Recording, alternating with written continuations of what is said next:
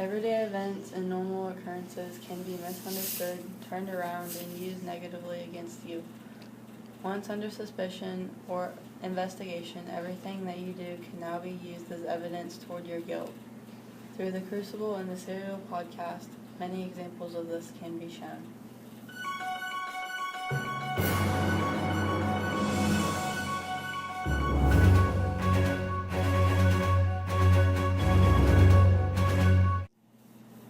In the Crucible, the people of the village are accused of dealing with the devil.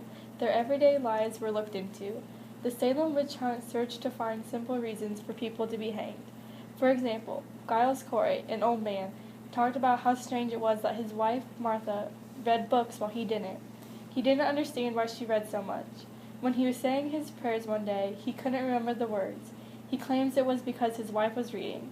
As soon as Martha closed her book and left the house, he could say his prayers again. His story helped the court decide to hang his wife for being a witch. When he found out his wife was to be hanged, he went to the court to stop it. He said, "I only said she was reading books, sir. I thought to find the cause of it, but it were no witch I blamed her for." This shows how a normal activity could be used against someone and claim they participate in witchcraft. A teenager, Abigail Williams, is behind many accusations to draw attention away from herself. She was caught dancing in the woods with other girls. Abigail claims Mary was dealing with the devil. While Mary Warren is being questioned in court, Abigail begins mimicking everything Mary says. She gets others to join in to make it look like Mary has the devil in her. Teenagers playfully copy each other to tease one another. However, Abigail used this game to make others believe Mary is a witch. Another Salem resident, Ann Putnam, has been unsuccessful in childbirth. She had 7 babies that didn't survive and only 1 child that did live. However, Rebecca Nurse was blessed with 11 children and 26 grandchildren, which makes Anne jealous.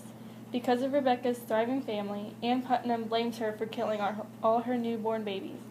Anne's view of Rebecca gives the court a reason to believe that Rebecca has been conspiring with the devil. In the Crucible, Rebecca Nurse was a motherly figure who had many children and grandchildren. Ann Putnam, on the other hand, was a struggling mother. Anne had many children, but they would become sick and die soon after they were born. Because Ruth is her only surviving child, she is very protective towards her and wants to prevent anything from happening to her. As Ruth is approaching her teenage years, Anne begins to notice some changes. Ruth begins to avoid talking to her parents and becomes more concentrated on things that her friends are doing. Ruth is trying to become more independent and responsible for herself as she transforms into a young adult. Anne is paranoid and scared for Ruth's future life. Anne sees these changes in her behavior as a result of witchcraft acting negatively on her life. In the Crucible, Mary Warren goes to Elizabeth Proctor with a puppet doll she had sewn for her. This is first recognized as an act of kindness, but later displays the act of witchcraft. Cheever says, "I find here a puppet Goody Proctor keeps. I have found it, sir." And in the belly of the puppet a needle is stuck. While at dinner in the same evening, Abigail falls to the floor, clenching her stomach, and begins to weep. She lifts up her shirt and pulls a needle out of her stomach. At this time, a small needle is also found in the stomach area of the puppet. Abigail uses this act against Elizabeth and blames her for voodoo and witchcraft. Abigail is really the one responsible for this strange act. Drawing false conclusions that Salem residents have been conspiring with the devil led to a disastrous end, with several of the residents being hanged.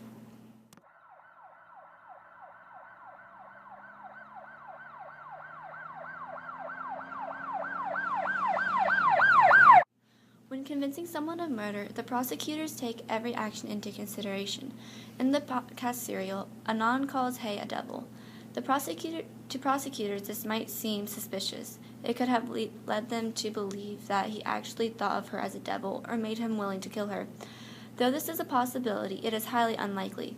In context, calling someone a devil can be skeptical or crude.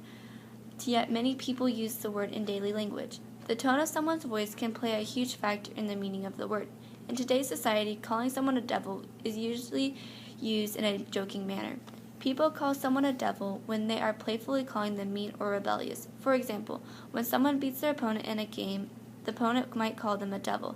This doesn't mean the opponent actually thinks the other one is a devil. It simply means the opponent did something greedy or in order to win the game. Anon could have meant so many different things when he called Hay a devil, yet the prosecutors took it as a sign of a murder suspect. When Anon and Hay broke up, it seemed like any other normal breakup. Yes, Anon was sad, but that doesn't mean it led him to murder. One action that proves the statement is when Anon asked Hay for a ride. Hay said Hay had given Anon rides before, so it was nothing unusual for him to ask her now. Yes, they have broken up, but it is okay to do nice deeds for one another. It is suspicious that Hay's car went missing the day after Anon asked her for a ride, but this statement has no facts. There is nothing that proves whether or not Hay actually gave Anon a ride, but even if she did, it is not enough to convict Anon of murder. Giving an ex a ride is a normal occurrence. It happens every day. Throughout the serial podcast, Adnan and Jay are questioned many times about what they know about the murder of Heyman Lee. Each time they talk to an official, their stories would seem to change, and different information would be included in their explanation.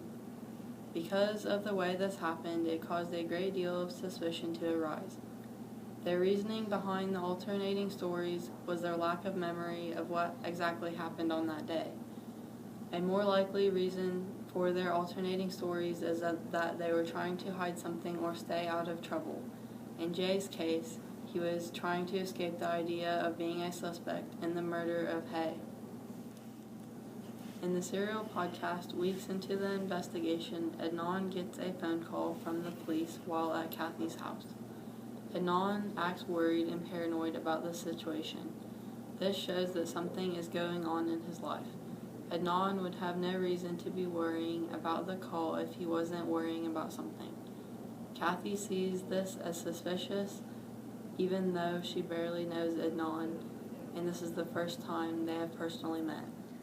The Crucible and Serial have both proven that everything you do can be used against you in a negative way.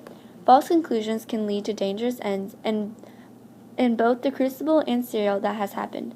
The Crucible resulted in many deaths due to false conclusions of witchcraft. In Serial, Anon Syed was convicted of murder of his ex-girlfriend without a full and accurate investigation. Ordinary events can have so many different impacts on your life, and it can make you look guilty if something goes wrong.